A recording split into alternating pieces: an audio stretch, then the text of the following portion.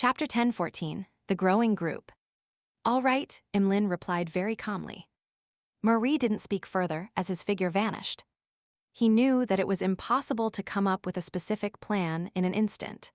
Emlyn White had to first seek the opinion of the upper echelons of the Sanguine. Therefore, he didn't stay. This might be a chance for me to obtain godhood and become an earl. Emlyn smiled as he watched the wraith Marie leave silently. He had yet to digest the Scarlet Scholar Beyonder characteristic. The so-called opportunity to become an earl referred to the promise of obtaining a free ritual and the corresponding potion formula. The carriage continued forward and stopped at the entrance of the Harvest Church. Imlin looked at the grayish-white fog in the sky with a look of satisfaction, pressed down on his silk top hat, and unhurriedly alighted the carriage before entering the cathedral's door. After changing into his brown priest robe, he picked up a cloth and a pail of water and began seriously wiping the surface of the candle stands. After Father Atravsky, who appeared taller, finished his morning sermon, Emlyn stopped working and grumbled. Why was Ernst allowed to return? He only requested to do a month of volunteer work. Father Atravsky wasn't annoyed by Emlyn's repeated question from time to time, appearing extremely patient. Upon thinking of his encounter, Emlyn immediately felt indignant. He couldn't help but mumble. He was forced to do volunteer work, not out of his own accord. He can't be allowed to decide on the period. He needs to serve at least half a year. Father Atravsky replied with a smile. He did well. He worked hard the entire month, guiding the devotees and copying the Bible. I could clearly sense that he had already realized the value of life and the joy of the harvest. Emlyn's facial muscles twitched slightly. Is he also? No, is he soon going to become a believer of Earth Mother? No, I didn't force him to change his faith, Father Atravsky said gently. I only taught him the teachings of Earth Mother and to sense the traces and fragments that life brings. I hope that he will recall the home for the soul, the mother's embrace, whenever he feels lost. Emlyn's lips quivered, but he ultimately didn't say a word. He lowered his head and continued wiping. In an apartment in Sherwood Borough. Force sat on a high-back chair, her gaze focused on an empty glass bottle on the desk in front of her. She had finally digested the astrologer potion some time ago. Today, under Zio's watch, she had concocted the Wisman's brain and the ancient wraith's cursed item into the scribe potion. She mustered her courage and drank it. At this moment, she felt her brain rapidly expanding. The grand folds and white matter rapidly increased as her body gradually blurred, separating into individual cells.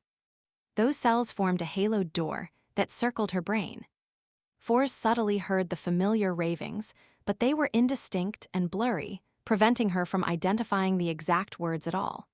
To the experienced her, it didn't affect her in any way. After an unknown period of time, Force finally regained control over her brain and cells and could sense her body's existence. Almost at the same time, a large amount of knowledge resonated in her mind, making her understand how to use the powers of a scribe. The mutated brain reproduced the Beyonder powers used by the target before driving a portion of the vitalized cells to form corresponding symbols, patterns, and labels for complete storage. This was I came, I saw, I record, which used one's soul as a pen and one's spirit body as the paper. At present, I can only record one Beyonder power that has the influence of godhood. The higher the target sequence, the higher the chances of my failure. Even targeted at sequence 40, one might not be able to succeed even once in 10 attempts. I can record 8 sequence 5 and 6 Beyonder powers, and the effects are half of the original. I can record 20 sequence 7 to sequence 9 Beyonder powers with their effects being almost like the original. When the potion is digested further, I'll enjoy an enhancement in all these aspects. Force concluded the knowledge and her experiences before silently muttering to herself. This appeared to overlap with Leymano's travels, but Force felt that no one would ever find having too many Beyonder powers being excessive. Besides, the two were complementary. After all, she could rent Leymano's travels to other Tarot Club members and be paid with Beyonder powers. However, she was unable to rent herself out.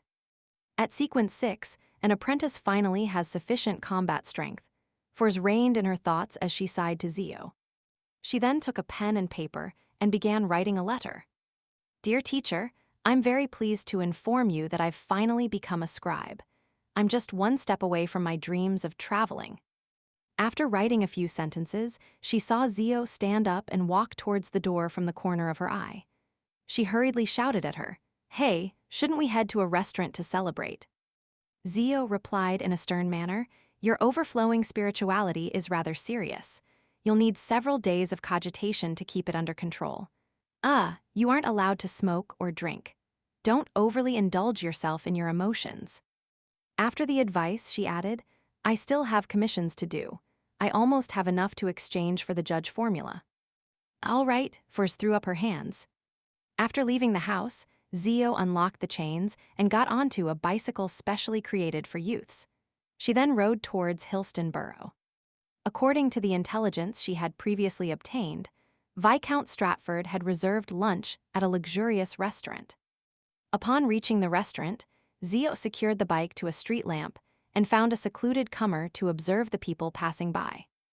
After an unknown period of time, a carriage drove through the thin fog. There was a coat of arms with a flower and 2 rings engraved on it. Zio's focus intensified as she watched the carriage stop at the restaurant's entrance. She then saw the grizzled Viscount Stratford, who was in his 40s, get off first. He then extended his hand to the passenger behind him like a gentleman.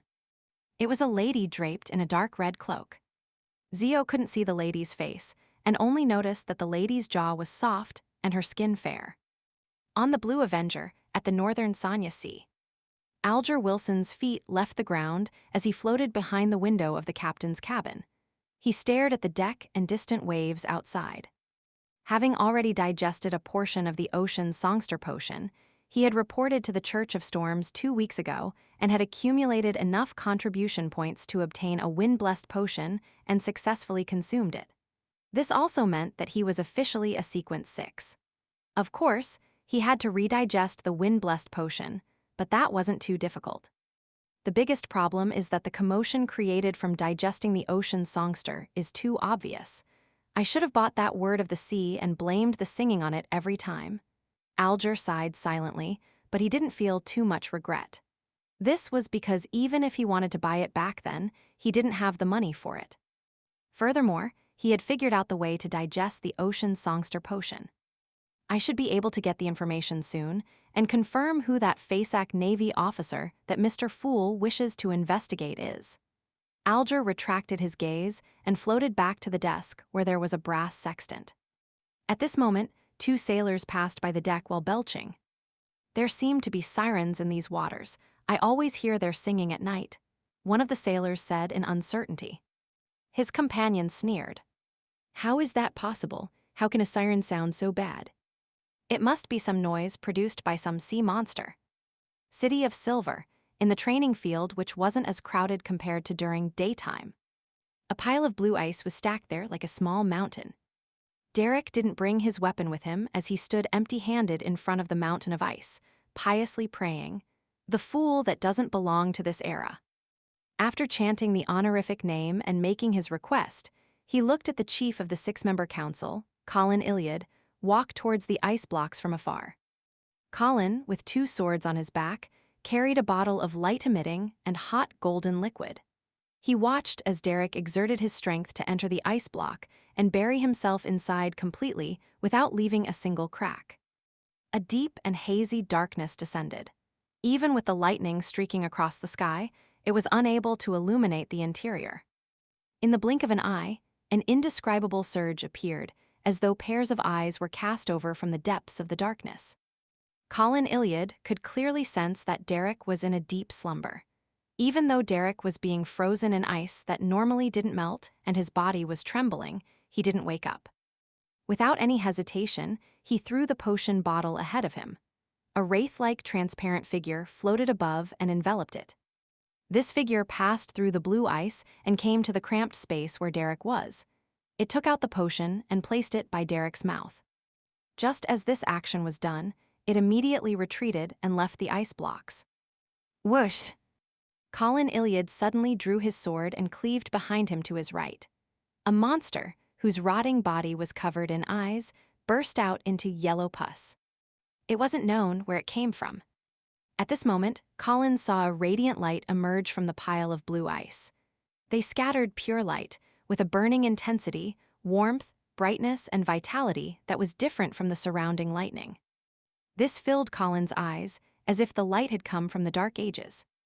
This city of Silver Chief watched intently and was motionless for a long time until another monster emerged from the darkness. In the ancient palace above the fog. Little Sun is at sequence 5-2. Klein heaved a sigh of relief as he cast his eyes at the crimson star representing the sun and cast it to another star. That signified Miss Justice. Over the past month or so, she had completed many of the Psychology Alchemist's missions and had exchanged her contribution for the Dreamwalker's potion formula. This also meant that she was about to meet H. Finn Rambus again.